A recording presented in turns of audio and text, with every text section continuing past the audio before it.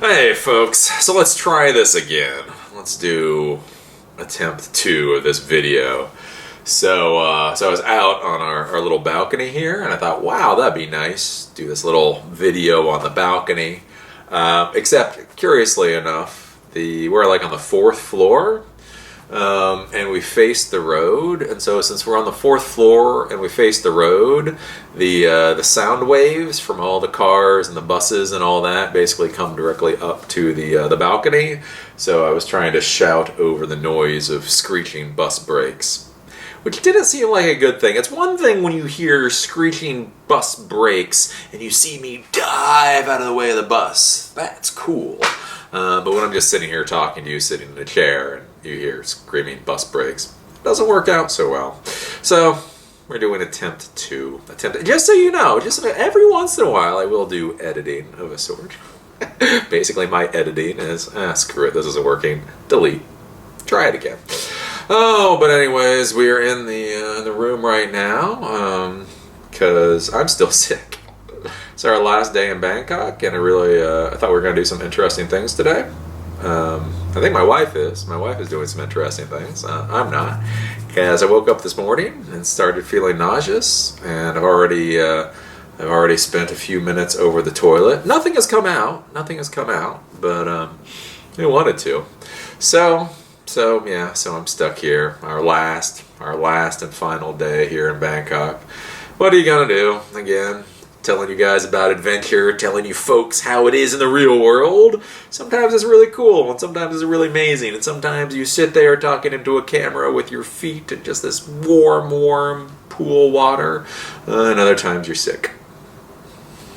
That's just how it goes. So we got less than 14 hours left here in Bangkok, because it's officially 12:39 right now, 12:40. And we fly out at 2 a.m. in the morning on Qatar Airways out of one of the airports here in Bangkok. So yeah, we got less than 14 hours, and then so less than 48, like somewhere around 36 hours from now, we'll be in Dulles. We'll be back in the good old United States, so that we can drive through traffic. I didn't quite realize that. when we were doing our planning, but we're in Dulles, right? So Dulles is like outside of DC. So DC is here and Dulles is here. So we got to drive back around the DC Beltway, up 95, around the Baltimore Beltway to get to Reisterstown. And I didn't realize when we were doing the plan, I'm not sure there's a difference. What difference it would make, but we don't get there till like 3:30. We don't land until like 3:30, 3:40. So you got to land, then you got to go through immigration, then you got to pick up your bag, then you got to go through customs, then you got to get on the shuttle, then you got to get to your car, which will probably put us at our car right about 5 to 5:30, which is the perfect time to be on the road if you would like rush hour traffic. You all know how much I do.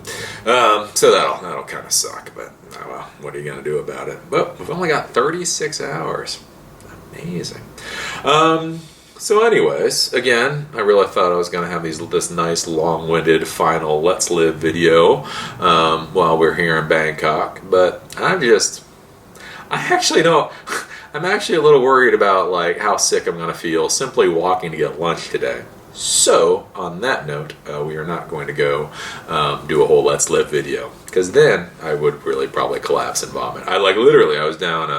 I was downstairs in the nice. They've got this little patio area that looks over the river with the pool. It's absolutely gorgeous, and it's like you're sick when you're simply sitting in that nice, beautiful patio area. And after about 45 minutes, you're like, oh, I don't feel good. I got to go back to the room.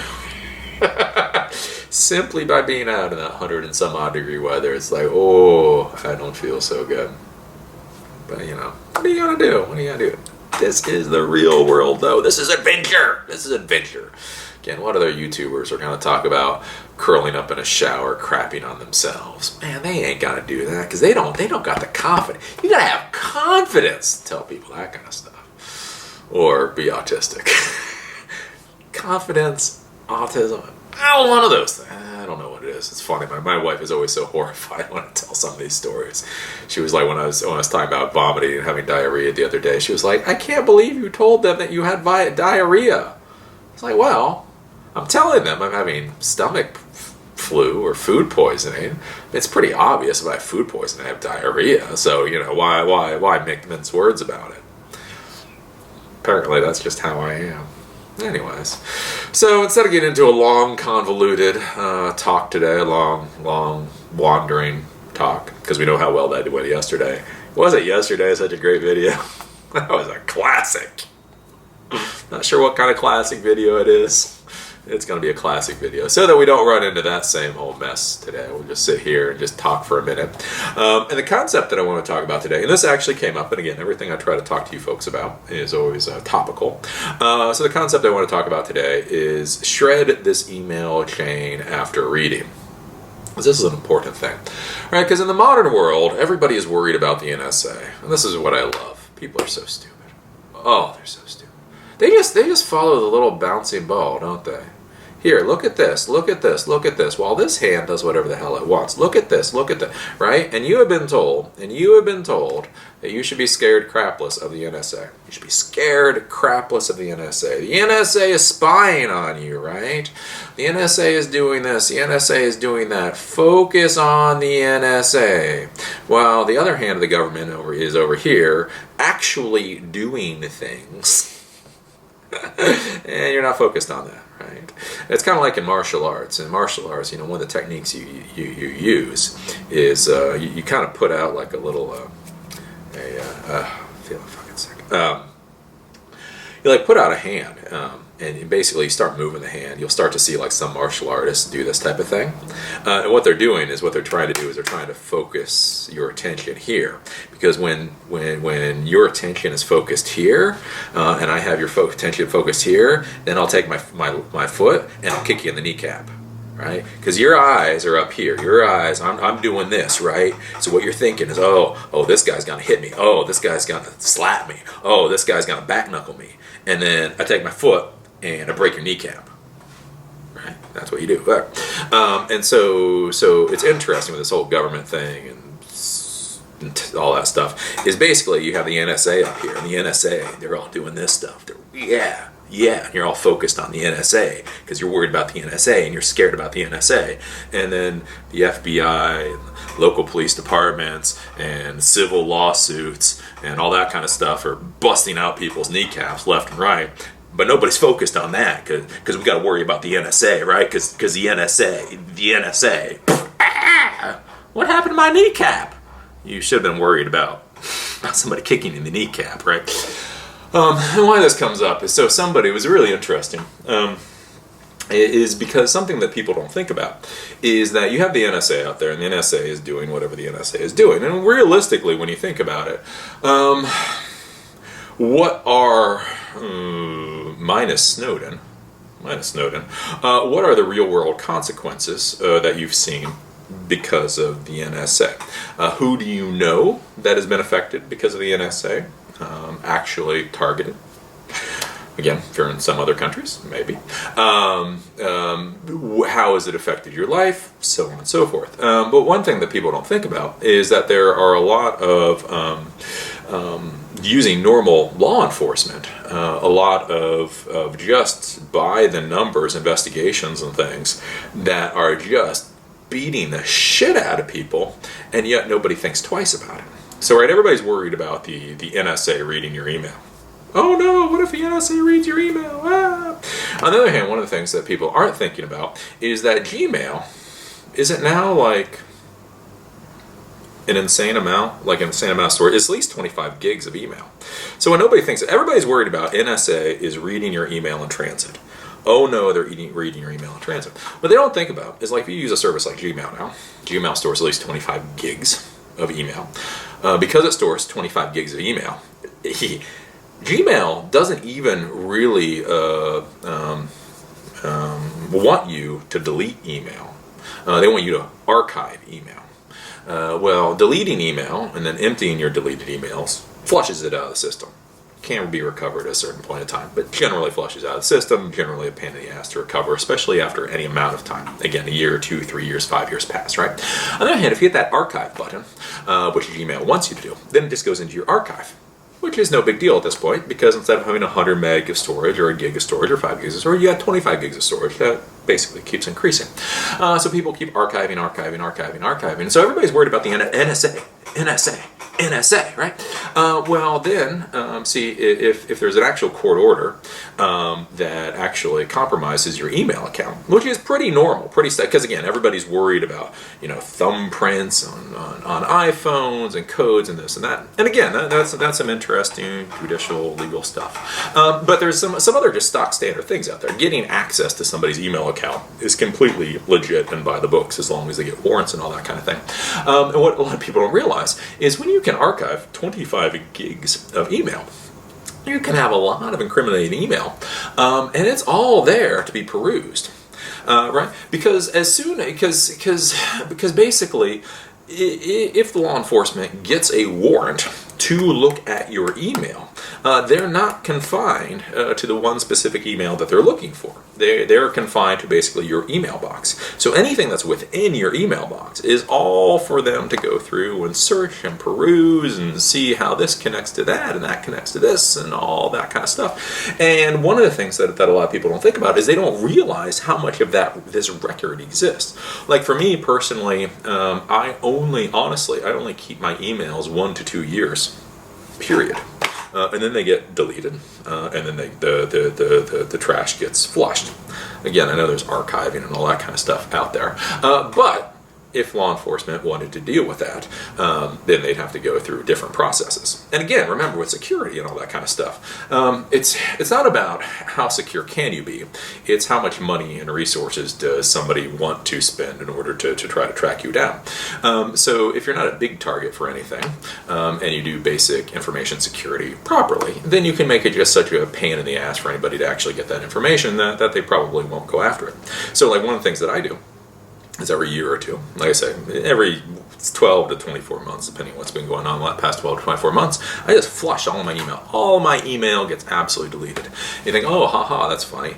But think about this. Think about if somebody goes in and somebody gets a warrant or there's a discovery process for your email account, how much email information you have. And think about this. Who did you hang out with a decade ago that you're not hanging out with anymore? Again, this is something for somebody like me. I've known lots of people. I've known lots and lots of types of people. Again, I always hang around the decision makers. I'm always in the room. We'll gloss over exactly what rooms I'm in. I'm always in the room. And so the people that I was conversing with 10 or 15 years ago were significantly different than the type of people that I converse with now. But think about and like at least for me, that's what's really nice, is email was actually a new thing. I mean, I didn't have a real email account until 20-some odd, like 20, 21, 22. But think about it, for a lot of people, they have these email accounts and they have all of this information there. And then think about if there's some weird little tax issue, or there's some little weird issue that happens 10 years from now.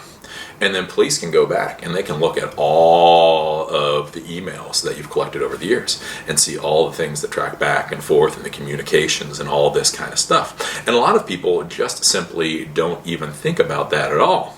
But it's completely legit. An interesting thing that I learned from a lawyer once is if you're worried about taxes, and again, this is one of those things you have to think about legal procedures, is that every year in QuickBooks, you should create a new database file. And I was like, why does that matter? And they said, well, because if the IRS audits you, they're going to request your database that has the information for the year in question. Well, here's the thing. If you give them the database file for the year in question, and all it has is that year, so 2015 or 2014 or 2013, well, then all they can look at is that year. So if that's all legit, then you're good.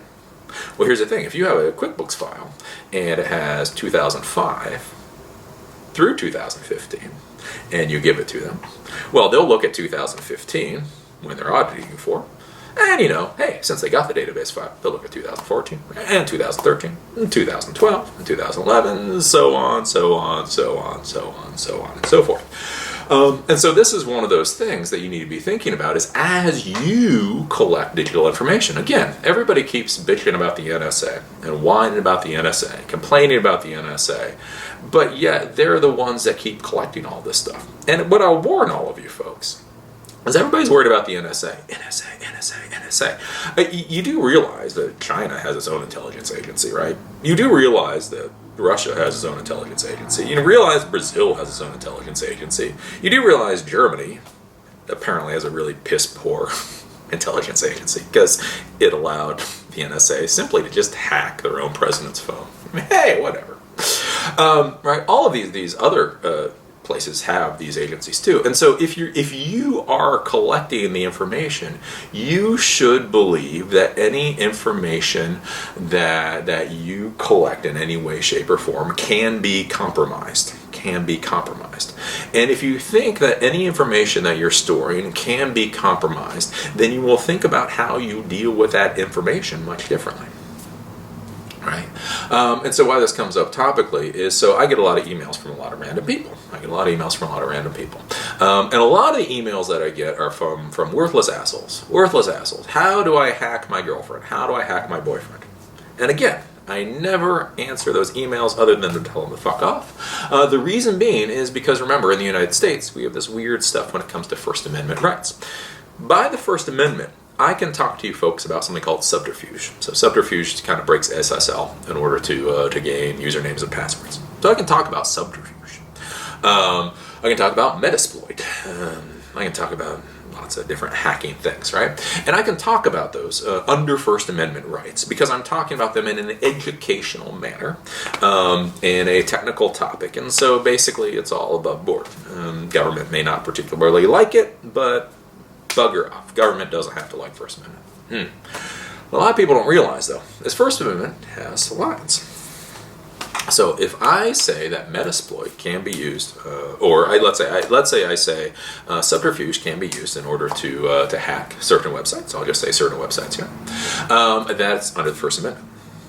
If you email me to say I need to hack my XYZ's account, how do I do that? And I say you can do that by using ABC. That now goes from being something that is wholly under First Amendment to something that most likely is conspiracy to commit a felony, right? Because it is now no longer a hypothetical communication. It's not a hypothetical conversation. It's not an educational thing. It's actually giving you aid and support in order to commit a criminal act. And so again, a lot of people don't think that their emails can be viewed. And again, they're all worried about NSA. Yeah, keep focused on the NSA. Everybody keeps getting cracked in the balls by everybody else. But yeah, you keep focusing on the NSA. And so they're so worried about that. But then they'll have all of these communications. And one of the things that you have to ask yourself is what happens if that other person, like what happens if the person that you tell how to hack something then does go and hack something, they do get arrested by the FBI, there's an issue, their email account then gets a warrant on it, so all that kind of stuff can be seen, then you get targeted because you showed them the information in order to do this, and so then your email, everything in there, and then you compromise everybody that's on your email, right?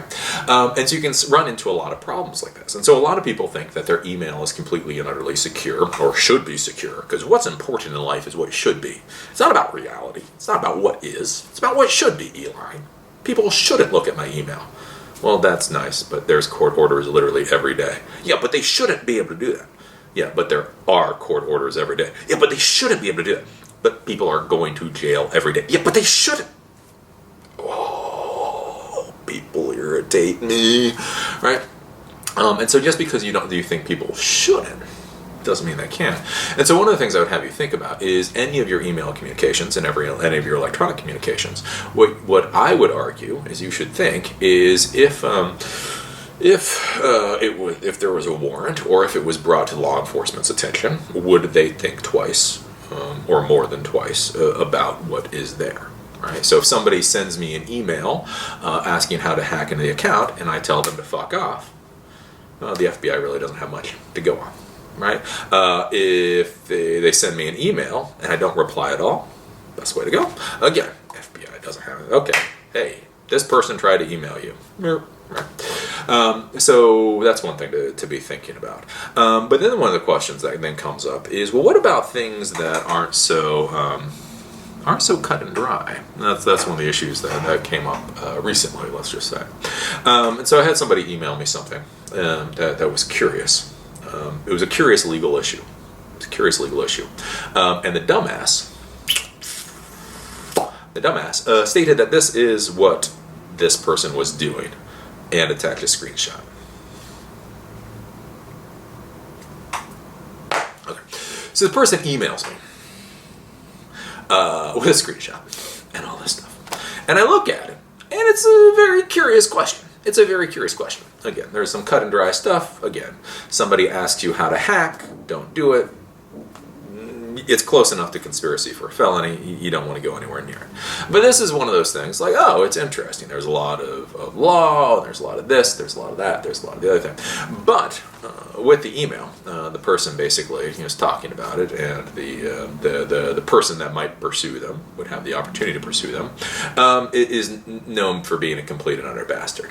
I mean, like, I will give the counterparty being a complete and utter bastard, like brutal bastard, like bankrupt your ass bastard, right?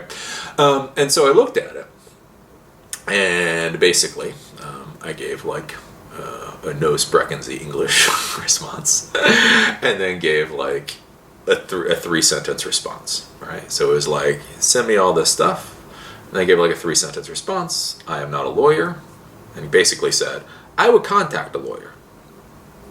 I would contact a lawyer. And then afterwards, so I said I would contact a lawyer, and I made my recommendations, which are conservative. They're almost always going to be conservative.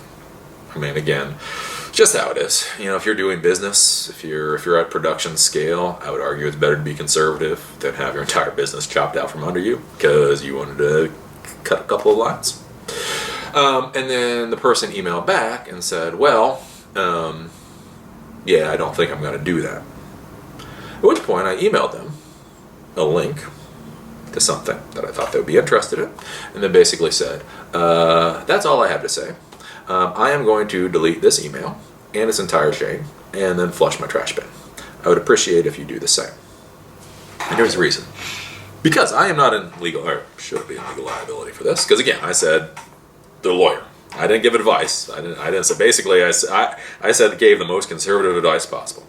You know, go talk to your fucking lawyer this week, and take the conservative route. But then they came back and they said, well, I'm not going to do that. So here's why I want the person to delete the email, the entire chain of email, flush and shred the entire thing.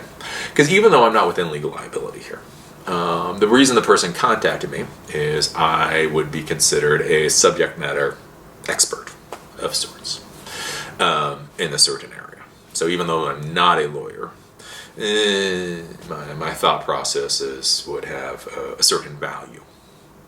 And so again, the person that might go after this person, the organization that might go after this person, are complete and utter fucking bastards when it comes to the subject area. Right? And so, what I don't want to have happen is to get dragged into this thing. Right? Because if you have somebody that contacts you for information, and then you provide them some information, and then they say, I'm not going to do that. Well, if this other organization decides to go after this person, they can file for discovery. So discovery allows you access to things like, especially business records, because if it's a business, it allows you access to business records. If it's email databases, business records. So they do discovery process. They can gain access to this other person's email records. They can then see that I specifically said, I contact your lawyer and do X, Y, or Z. I don't want to end up getting called into court someday because they say, well, as an expert in this field, you advised this person to get a lawyer and take this route. Why is that?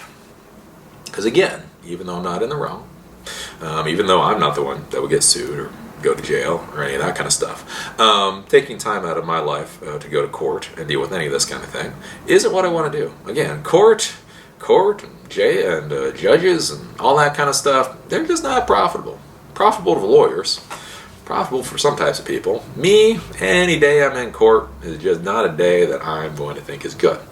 And so the reason that I asked this person to delete the email chain and flush it and shred it is so that doesn't come up for me ever. And I don't ever have to be on the other side trying to figure out how the hell I got there. So this is something that I think a lot of folks should be thinking about, because again, they're all worried about the NSA, and then left and right, people are getting their kneecaps broken. They're not focused on any of that. NSA is what you got to worry about. And so what I would think with a lot of people is, a lot of people start using Snapchat, right? And so there's whole idea with ephemeral messaging, the whole idea that you can send a message and then it gets deleted. And there's some good points with that and there's some bad points with that. But one of the things that I would argue, instead of even simply worried about that, is just simply flushing out the email messages that you have that you might think could cause you any problems going into the future. If you have an email conversation going into the future, or you have an email conversation that could cause you problems going into the future, and then you eliminate it now, then it can just be gone away, right? And the other thing, too, to think about is if you delete the email message, it relieves you of some of the responsibility. So like with this person, even if there was this discovery process and counterparty found the information that I gave, and it's like, can you say why you told this person whatever? It's like, I don't know, I don't have that email. Well, we have the email that says you replied. It's like, I don't know. It's not in my email account. I don't know what the chain was. Well, the chain obviously is. Yeah, but anybody can forge that email. That's the thing, right? The email from thing can be forged very easily. It's a simple PHP script. Yeah, I don't know that I sent that though.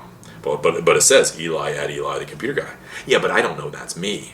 Well, I know it's you because it's your email address. No, but look, I can do a very simple PHP email script, right? Because if they have one side of the email and the other side of the email is off in the netherverse, I don't know if I sent that. Maybe I deleted it. Maybe I sent it. I don't know what I did.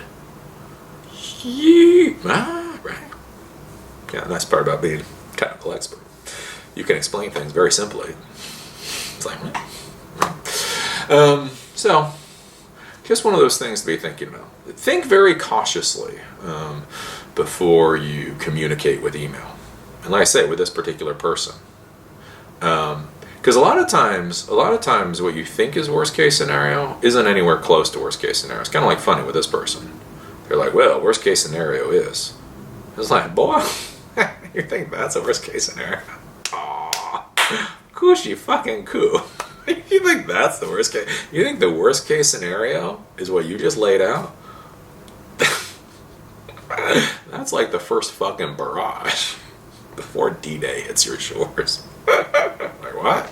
It's so funny. It's so cute. I think that's funny in like people in life it's just like they focus on these one things. It's again, like I say with NSA or some other stuff, they're just like so focused on, this is, and it's like, no, there is so much more out there. There is so much more out there for you to be worried about, but you're focused on this one thing.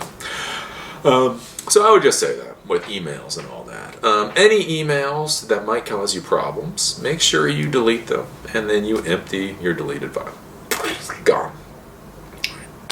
It's harder to get to. Again, whenever we deal with security, everybody thinks about security. Whenever they think about security, they think about physical security. So physical security is basically putting a lock on the door or putting a passcode on your phone. That's physical security. Nobody ever talks about operational security. Well, it's operational security. So physical security is, let's say you have a server room. You have a server room, and so you put a lock on the door to the server room. That is physical security.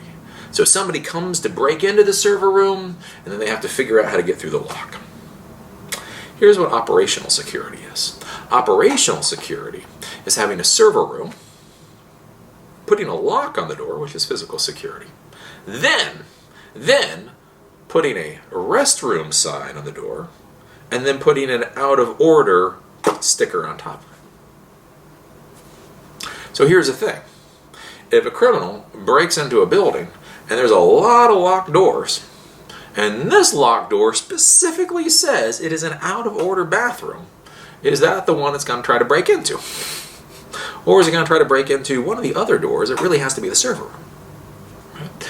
And so one thing, like I say, is with so many people, they think about physical security. It's like, oh, a password on my computer and encryption and this and that and the other. And like I say, sometimes it's just operational security. It's just getting that information like just away, right? Because again, like I say, it's like from a security standpoint for their email, it's not that theoretically the police couldn't recover or some agency couldn't recover your old emails after they delete it. But remember, they get warrants. So if they have a warrant for your email account or if they have a warrant for your computer, the warrant for your computer is not the same as a warrant for Google. Right? Because again, one of the things with warrants is they do have to determine the hardship of the company or organization that you're giving the warrant to. So if they come to get your computer, well, you're just screwed. They're going to take your computer. But if they go to Google and they say, we need to recover an email that was deleted 8 years ago, and Google says, well, that'll be $10 million to do. And you're like, what? It's like, well, even if they can do it, even if they got an archiving process to do it, it's going to be very, very difficult to do. So again, ways that process, right? So the first thing is, I would say, make sure to eliminate and delete anything that could be problematic. And I would also, like I say, eliminate emails over a year or 2 years old. Why do you keep a track of your information going that long? It's just bad in all kinds of counts. You don't need the information anyway. It just creates huge database files. The next thing is again, always think about your email and all electronic communication as if it can be viewed at some point. Think that it could be compromised. What if it does get compromised? But it shouldn't. Let's just say it does. Again, if you know something is most likely a criminal act, don't respond to it. Other than fuck off. Don't respond to it, right? Because why do you want any trace of communication about something that could be a criminal act? You don't. I don't. Just don't respond, right? And then again, anything that might end up being questionable, because again, there are things in legal gray areas. And if you don't want to have any part of it, again, get rid of that too. Now, there are some times that you want to be part of it. You want to fight the fight. We're going to fight this fight. And if you want to fight that fight, then hey, Spaghetti Monster bless you, go fight the fight, keep the emails, do whatever. But again, when I say this particular fight, I want no fucking part of it. Go fight the part of it. So get rid of it. And then think about also, like I say, the final thing is if you are ever going to communicate with anybody, don't lay out the entire fucking court case in an email. This is what I did. This is why I think it could compromise me. This is what I think the consequences are. And here's a screenshot. Prosecutor, when you found your case, don't fucking do that. Right? Look, if you're gonna have a conversation, like if I was gonna deal with anybody, like say this particular person, if you're gonna have a conversation, hey, I got a question with you. Might have to do with civil stuff or whatever. Can we call on the phone? Because again, can the FBI, the NSA, all that kind of stuff, wiretap? Yeah. Is it something that's normally going to get into a court case? Probably not. As long as you don't talk about la la la la boom, it's not going to, you know what I'm saying? Or unless you're already under observation or whatever. So again, you have a phone call. You have an in-person communication. Hey, I would like to buy you a cup of coffee. And you sit down, you have a cup of coffee with somebody. Right, so if I was going to do something that might be like legally weird, and again, so my buddy Rod knows a lot about technology, knows a lot about business, and again, like I say, there's a lot of gray areas. So with me, I would say, hey, Ron, I got a question for you. Can I buy you a cup of coffee tomorrow? Sure. We get together, I say, hey, found this weird little gray area as far as encryption or whatever is concerned. What do you think? And then we can sit there and we can have a nice conversation over a cup of coffee. And as long as I'm not being taped already or he's not being taped already, then it just disappears into the netherverse, right? If you can't do that, then you use something like a phone call and just have like a basic general conversation, as general as possible, right? Because again, the likelihood that it's actually being recorded is very, very small. But the problem that I see nowadays is everybody's, email is so fucking simple. Why don't I email the whole thing to you?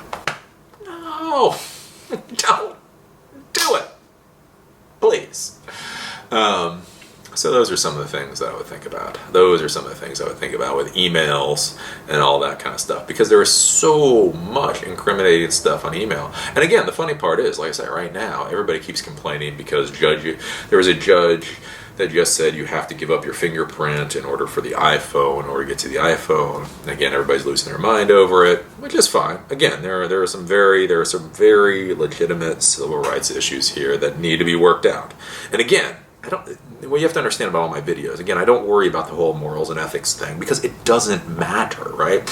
If a judge has the legal ability to force you to give a thumbprint, that moots every other. I mean, again, you can have all the arguments in the world, but if the court system doesn't side with you, you're still going to jail.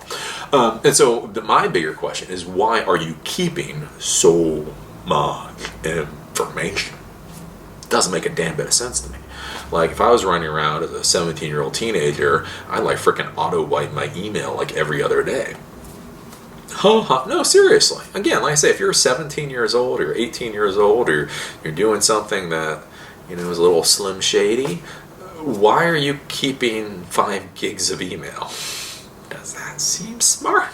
You know what I'm saying? Right? If you and everybody can risk going to jail simply based off of a single fucking thumbprint. Yes, the police may be corrupt. Yes, the institutions may be broken. But yes, you're a dumbass. Right? Again, I can't do much about the police. I can do even less about the institutions. I can do a lot about what I am myself, right? In-person conversations with a lot of literary metaphor is a hell of a lot more protection than drinking beer and talking about how the government should operate, right? So anyways, that's my thought. That's my thought for today. Again, as I say, it comes up because it is a legitimate thing.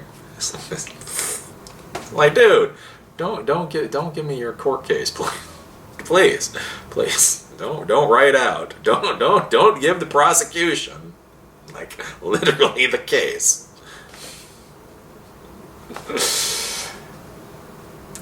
And sitting there with the defense counsel, be like, wow, they have an airtight case against you. How the hell did they get that? And you're sitting there going, oh my golly, they even left in the typos. You know what I'm saying? Like, oh. So anyways, things to think about. Oops, my wife is walking back in, so I should probably go. I've been talking for about 40 minutes anyway. She's gonna miss her mangoes. She gets the best mangoes here. But oh well, we're going home soon. So anyways, with that, we will call it a day so I can upload this, hopefully before we leave tonight. Because it is 1:16, so we still have about 10 hours before we go, so we should have enough time to upload it. And then I'll schedule this to be published while we're still in the air, because that's the modern cool world we live in. And with that, we'll call it a day. So we're already talking about the RV trip, so I'm very excited about the RV trip, just as soon as, I feel like a human again. So anyways, with that, call it a day. And just as soon as we get back, we'll get back to the full hour-long videos.